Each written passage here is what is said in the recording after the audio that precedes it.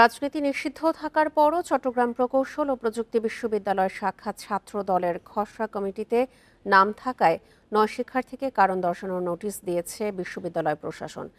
Bundle থাকলে প্রতি সেনমানিতে টাকা বাঁচবে। বিকাশ সেনমানি বান্ডেল কিনে জিতুন প্রতি লেনদেনে। বিশ্ববিদ্যালয়ের ছাত্র কল্যাণ অধিদপ্তরের পরিচালক মাহবুবুল আলম স্বাক্ষরিত বিজ্ঞপ্তিতে এই তথ্য জানানো হয়।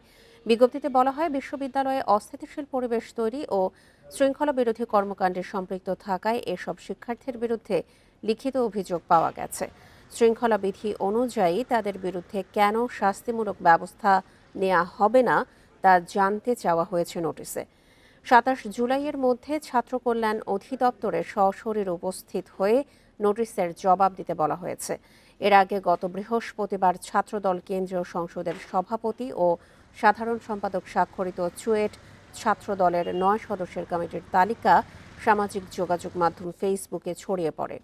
কমিটি গঠনের প্রতিবাদে ও জড়িতদের শাস্তির দাবিতে রাতে ক্যাম্পাসে বিক্ষোভ করেন শিক্ষার্থীরা।